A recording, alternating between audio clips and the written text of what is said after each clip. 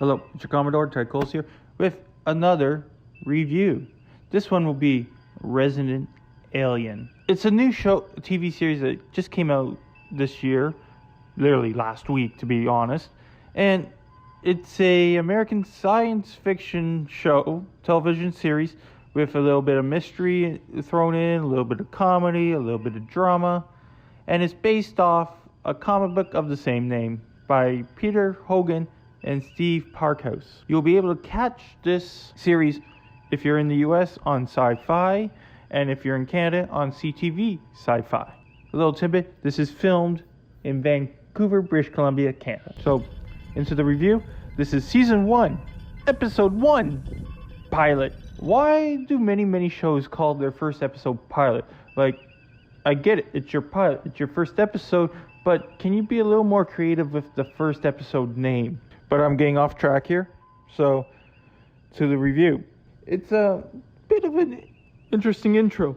We get some beautiful establishing shots of the wilderness, and we go into a narration by our main character. And wants to be referred to as one of them, the sheriff. We got our sheriff and his deputy pull up, and we see a person fishing in the lake. And as the camera goes towards it, we find out that's the alien. Nobody in their right mind would live in a place like this, unless they have something to hide. We then have hilarious intro with the How to Behave Like a Human for Aliens guide. And we get some very interesting images on this, the do's and the don'ts.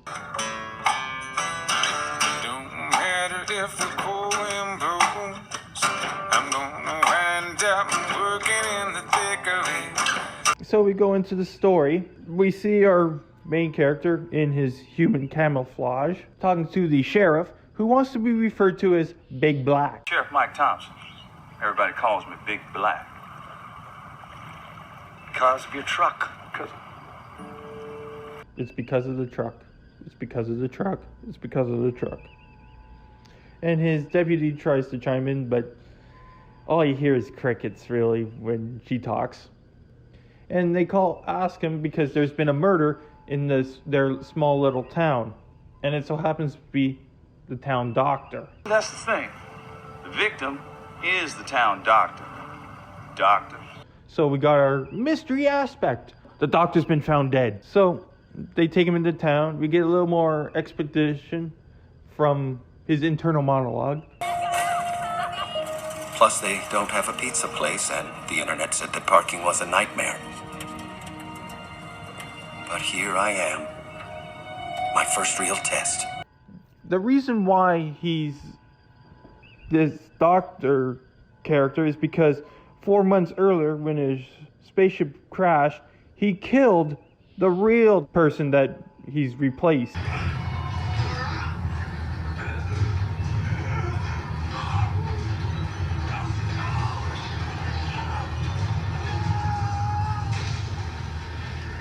And he learned how to speak English watching anti-truckers stream. Hey, you want to learn about Jesus? There's no such thing as hooker-client confidentiality. Oh, man. That's just wrong, John. I love the idea, though. You know, the new Discovery Klingon ship should have 2 necks and 2 balls at the end. It's right in this. It's in this episode. You can see he's learning it from anti-trucker stream. And he specifically loves that one super chat that Anti-Tracker does. We're introduced to another character.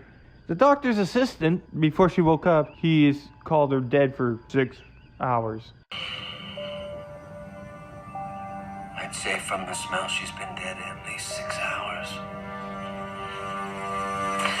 What the mother hell? After that mix-up, he's pointed to the actual body of the doctor that's passed.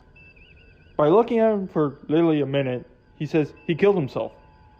The angle of the wounds, the way the blood is on his hand. He murdered himself. And we also have the town's very young mayor there as well. I love the name that they gave him, Mayor Snowflake. The sheriff agrees with that. I'm Harry Vanderspeigle. I'm a doctor. Mayor Snowflake had them bring me down to look at the dead body. Please don't call me that. Isn't that your name? Pretty much. So he leaves, and as he's leaving, this kid notices him as who he really is. He doesn't see a human. He sees the alien, and he screams and he books it.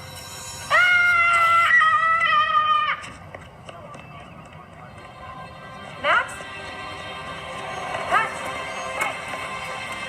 So Mayor Snowflake comes out and asks him, should we investigate this, do an autopsy and stuff? He's like, autopsy? So he does an autopsy. There is a killer out there. Okay? We need to do an autopsy. Do you mean cut into the body and pulled out the organs autopsy? Yeah, yes, that kind. Asta helps him out because she doesn't believe that the doctor would kill himself. And she's proven right. Harry, who he's going by, gets pissed off because he considers humans lower intelligent than lizards. Okay, you're so smart. Where would he have stabbed himself? Probably his carotid artery.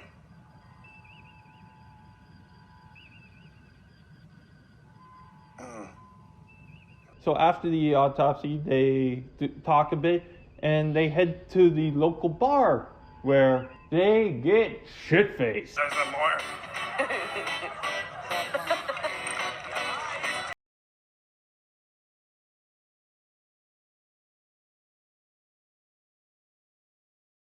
And just from working in the industry and having some of my best friends be bartenders, very good representation of what happens on some nights at a bar.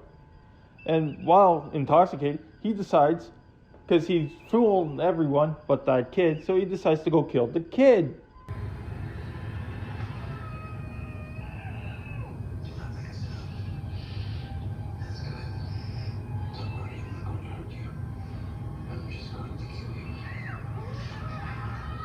Doesn't work out that way. And then we proceed to the next day. He's hungover as all hell. And it's interesting. He puts the dead doctor's body in a snowbank. What was he supposed to do after the autopsy? Put Sam in the freezer next to the ice cubes? I considered that, but I would have had to saw him in half. Well, since they can't, I guess he didn't put in the morgue. That's what they usually do with dead bodies. They put them on ice. Asta go back to her place. Her abusive husband, soon-to-be ex, hopefully, is there and doesn't go so well for her. We learn that she was in a very abusive relationship, and this is where it gets quite serious. And as he drives away, Harry decides can't do it, and he swings back, rips the guy right through the wall, and almost chokes him to death.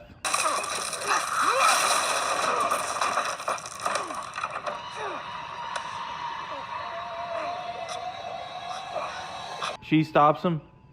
We get her story about being abused and the crap that she dealt with. Jimmy convinced me we were too young to raise a child, so I gave the baby up for adoption. Whenever I got sad about it, he would remind me in his own special way that I did the right thing.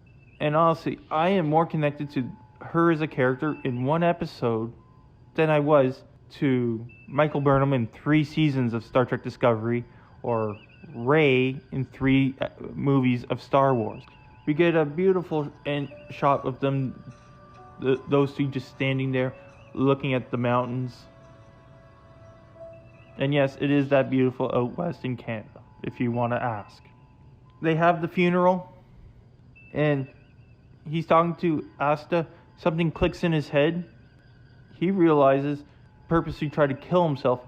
He was trying to get air because he was poisoned. So he was trying to do this, like his own surgery. He tried to give himself a tracheotomy. He couldn't do it in time. That makes sense, but I don't get it. Why would his throat close up? Because Sam Hodges was poisoned. So there is a murderer. And we also find out a few things. The town motto is 59 for 1, which was 59 miners sacrificed their lives to try to rescue one person. Still one in there? 59 men went back into the compromised mine, risking their own lives to save him. The alien, with what he was doing there to begin with, which was to eliminate the human race. It's only a matter of time before I find the rest of my device. And when I do, I can finally complete my mission and kill them all. So it's very interesting to see what's going to happen as the series goes on. Will our alien friend fulfill his mission and kill us all? Who killed the doctor? And what's going to happen to the kid? Yeah. This is some bullshit. Probably even more craziness will happen. And by the way, I gotta say, I really enjoyed the bartender. She reminds me of so many of my bartender friends. So, for your Commodore titles, live long and prosper. Hailing frequencies closed.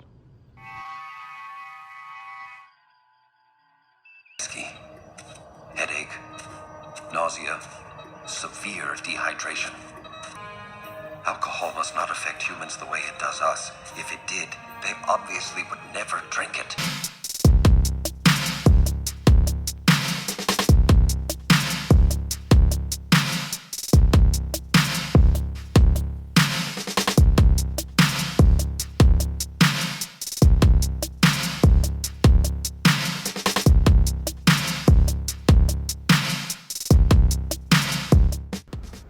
Thank you for watching the video. Please like the video, subscribe to the channel, watch one of my other videos, and if you can show your support by donating to my PayPal. So, for Commodore Ty, live long and prosper all. And for now, until next time, the hailing frequencies are closed.